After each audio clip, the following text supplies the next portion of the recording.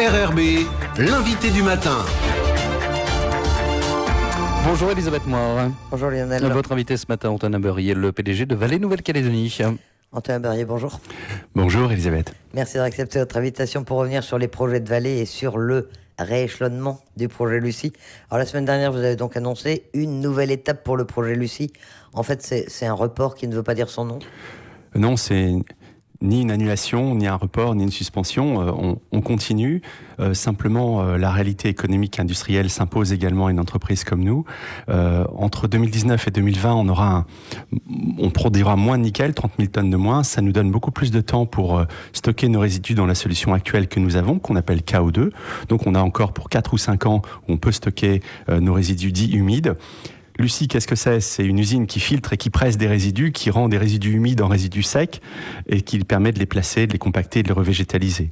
Bon, bien, pendant 4 ou 5 ans, on est encore bon sur la solution actuelle. Simplement, on décale l'érection de l'usine, mais tous les équipements arrivent, les terrassements sont en cours, donc il y a une continuité dans le projet. Je pense que les gens comprennent qu'il n'y a pas besoin de brûler des liquidités, brûler du cash trop tôt. On le fera au bon moment et c'est ce rééchelonnement effectivement qui intervient. Voilà, donc un décalage dû notamment à un retard dans la production. Vous dites, à quoi il est dû ce retard ? À plusieurs choses. D'une part, il a été subi, donc des équipements qui sont pas assez disponibles. Donc on fait un gros effort de maintenance. On a doublé l'effort cette année pour avoir des équipements plus disponibles, plus performants. Et puis aussi, c'est un retard qui est presque voulu, puisque on ne souhaite pas opérer et courir faire les volumes à tout prix.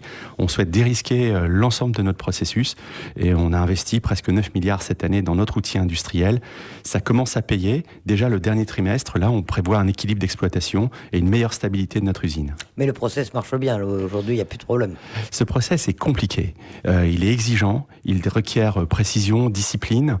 On valorise un minerai qui considéré comme stérile partout ailleurs en Calédonie. On fait du 1.4, on récupère du cobalt. Ça ne va pas sans peine et il faut une rigueur de tous les instants. Donc, je pense qu'on a craqué le code, mais c'est difficile. Alors pour revenir à ce rééchelonnement du projet Lucie, vous aviez annoncé 52 milliards d'investissements sur ce gros projet. Vous avez déjà signé 20 milliards de contrats cette année. Qu'est-ce que ça devient ? En fait, concrètement, entre 2019 et 2020, il était prévu que sur l'enveloppe initiale, on engage 40 milliards. Finalement, ça sera 13 milliards qui seront engagés au lieu des 40 sur les 2 années qui viennent. Mais après, on lisse tout sur 5 ans. En termes d'emploi, par exemple, on prévoit d'utiliser pour Lucie 250 personnes cette année, environ 200 l'année prochaine. On envisageait un pic à 900 l'année prochaine. Ce pic n'aura pas lieu, mais sera lissé dans le temps, puisqu'en moyenne, on sera à 500 emplois en 2023-2024. Donc voilà, c'est plus un lissage. Et puis alors là, si on est un petit peu technique également, il était prévu que pour pouvoir empiler du sec sur de l'humide, on avait une couche de transition, donc de latérite compactée, des cailloux. Cette couche va disparaître sur KO2. On n'en a plus besoin parce qu'on va mettre que de l'humide. Les résidus secs vont aller ailleurs. Donc on va faire une économie importante d'environ 10 milliards. Et vous avez déjà embauché un certain nombre de personnes. Il y a déjà un certain nombre d'emplois qui ont été créés. Absolument. Là, au moment où on se parle, on a 150 personnes sur le site pour Lucie simplement, et puis on en aura 250 à la fin de l'année. Donc tous les contrats, on a une nouvelle route d'accès minière, on a des terrassements qui sont en cours. Tous ces contrats-là sont maintenus. D'autres vont devoir avoir leur contour redéfini. Toute cette semaine, on va s'asseoir avec l'ensemble de nos partenaires locaux pour repréciser les contours, les calendriers. Et puis, on a de la chance d'avoir une telle emprise et un tel niveau d'activité sur Vallée qu'on va pouvoir redéployer un certain nombre de, tant en interne qu'en externe, des ressources. Parce qu'évidemment, tout ça ne va pas ça aura des conséquences sur le volume d'activité, sur la nature du travail à faire. Donc les contrats avec les entreprises locales, pour bien comprendre, sont eux aussi étalés dans le temps, en fait. Voilà, pour certains, ils sont maintenus dans leur calendrier initial. Pour d'autres, il était prévu qu'ils enclenchent dès 2020. Somme toute, ça, on va pouvoir le lisser, ça va prendre un peu plus de temps.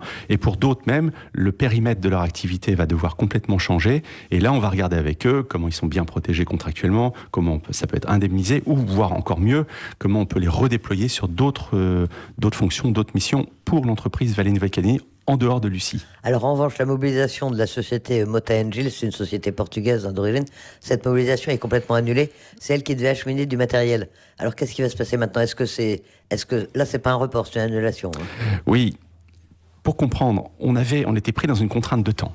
il fallait qu'en 2 ans, on réussisse à faire tous les terrassements et à ériger l'usine. C'était le schéma initial, c'était si on avait produit 40 000 tonnes cette année, 45 000 tonnes l'année prochaine. C'est pas le cas. Et c'est la raison pour laquelle on avait fait appel à cette société extérieure. Ils étaient seuls capables de mobiliser 80 engins miniers, des gros engins, et ils devaient partir d'ailleurs aujourd'hui d'Afrique pour nous rejoindre ici en Calédonie. Dès la semaine dernière, on leur a vite dit, écoutez, ne les faites pas embarquer, on n'en aura pas besoin, on va pouvoir lisser tous ces travaux-là dans la durée. En revanche, là où je serais particulièrement vigilant, parce que ce n'était pas simplement des contraintes de délai qui nous avaient fait réagir et faire ce choix, c'est qu'on avait un vrai sujet sur le prix et sur la qualité du travail. Donc là, c'est une invitation à tout le monde pour se retrousser les manches et être au niveau pour les prochaines années. Alors cette annonce du rééchelonnement, elle date de la semaine dernière. Vous avez déjà des réactions de vos partenaires économiques ou des collectivités qui travaillent avec Vale ? Parce que c'était un peu la seule bonne nouvelle dans le paysage économique, hein, Oui. cet investissement de Vale NC. Alors, encore une fois, même si c'est pas aussi impactant et aussi fort que ce que l'on avait initialement prévu, d'un autre côté, ça a également des éléments positifs. Et c'est d'ailleurs mes partenaires qui me l'ont dit. Mais écoutez, vous savez, on a beaucoup souffert en Calédonie d'un effet bulle. C'est-à-dire que vous avez un gros chantier de construction pendant 2 ans, vous êtes obligé d'embaucher plein de monde, vous êtes obligé d'avoir du matériel, et puis au bout de 2 ans, il n'y a plus rien. Finalement, ce tempo-là, ce calendrier-là est peut-être mieux adapté en fait à la réalité économique locale. Donc, j'ai eu une très bonne compréhension de l'ensemble des pouvoirs publics, de mon actionnaire local, des syndicats. On a provoqué un comité d'entreprise extraordinaire pour bien expliquer les tenants et les aboutissants. On a donné tous les chiffres et je dois avouer que vraiment j'ai été non, même pas surpris. J'ai été, comment dire, ça m'a confirmé qu'on avait des gens responsables. Si on explique bien, si on ne raconte pas d'histoire, les gens comprennent. Un mot sur le dossier de défiscalisation du projet. Il en est où ? Il y a du neuf ou pas encore ? Eh bien, l'arbitrage n'est pas encore rendu en interne chez Vale, puisque compte tenu de ce décalage-là, on se demande si c'est maintenant qu'il faut déposer ou s'il faut le déposer un peu plus tard.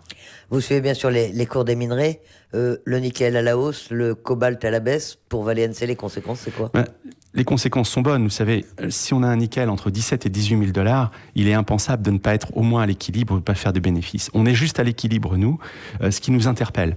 Ça veut dire que bon, c'est une bonne nouvelle, hein, on est ravis. On pense même que ça devrait durer, puisque tout ça se joue en Indonésie, savoir si eux vont tenir leur politique industrielle. Mais est-ce que la Chine va garder sa demande ? C'est beaucoup d'incertitudes. Alors la meilleure façon de réagir, c'est de se dire tout ça, on ne le contrôle pas. Ce que l'on peut contrôler en revanche, c'est notre modèle d'affaires, c'est notre structure de coûts, c'est également les produits que nous mettons sur le marché. Et là, je peux déjà vous annoncer qu'on va mettre le paquet pour 2020 pour vraiment chambouler, repenser notre modèle d'affaires complètement pour que l'entreprise puisse être pérenne dans ces marchés qui sont très volatiles. Ça veut dire une diversification dans la production, dans les clients, dans les objectifs ? Exactement. On a une chance incroyable. On a des produits intermédiaires, on a du cobalt, on a de l'oxyde de nickel, on a des saprolites, on a tout un tas de produits qui peuvent correspondre à des marchés différents. Et je pense que notre rôle, c'est de valoriser le plus possible cette ressource-là pour créer le maximum de richesses ici en Calédonie et assurer la pérennité de la boîte. Donc, il y aura aucun sujet qui ne sera pas revisité, qui ne sera pas challengé pour que 2020 soit une année positive et qu'on soit en positif en équilibre d'exploitation et en bénéfice. Le calendrier maintenant avec l'annonce de ce rééchelonnement, comment est-ce que vous voyez les choses dans les mois qui viennent, dans les années qui viennent ? Eh bien, c'est une montée en puissance progressive, évidemment, de l'usine. Ça, c'est à l'ordre 1. Il faut que ça marche, il faut que ça soit stable. Vous avez noté qu'on ne vous a pas beaucoup dérangé en termes d'actualité sur des pépins environnementaux ou des pépins industriels. On essaye de faire le maximum. Malheureusement, il y a une accidentologie qui est trop élevée encore sur le site. Donc, je mets vraiment le paquet là-dessus. Voilà. Donc, c'est dérisquer les opérations, les stabiliser, monter en puissance et travailler sur tout notre mix produit et un nouveau plan d'affaires. Le décalage de Lucie est accueilli comment par les associations environnementales, si déjà vous les avez eues ? Il y a certaines qui étaient un peu opposées au projet Non, il n'y a pas eu de réaction particulière. Le fait est que, puisqu'on ne va plus empiler du sexe dans notre bassin KO2, on ne va pas impacter. Il y avait 45 hectares de maquis miniers, il y avait 5 hectares de forêt à fort intérêt patrimonial, de toute façon qu'on aurait tout à fait compensé, mais du coup on n'impactera pas. Ça c'est un point qui je pense est positif sur le plan de l'environnement. Rappelons quand même que tous les ans, on défriche 17 hectares sur la mine de VNC, on replante 30 hectares en espèces endémiques. Donc notre bilan, il est positif et j'en suis fier. Vous voulez un peu exemplaire en matière environnementale. En tout cas, c'est un des objectifs, l'une des images que veut donner Valence. Ouais, c'est non négociable. On connaît tous l'histoire de cette entreprise. C'était pas évident. Il y a eu des pépins. Il faut que cette page-là soit définitivement tournée. Il faut qu'on vise l'exemplarité.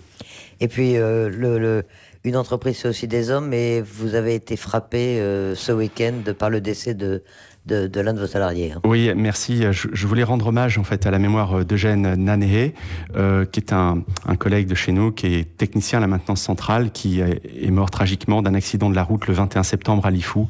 Voilà, tout ça pour rappeler qu'en Calédonie, il y a encore trop de morts sur la route. Et voilà, j'appelle vraiment tout le monde à être prudent, à conduire doucement, à ne pas prendre de risques. Et ça nous touche beaucoup.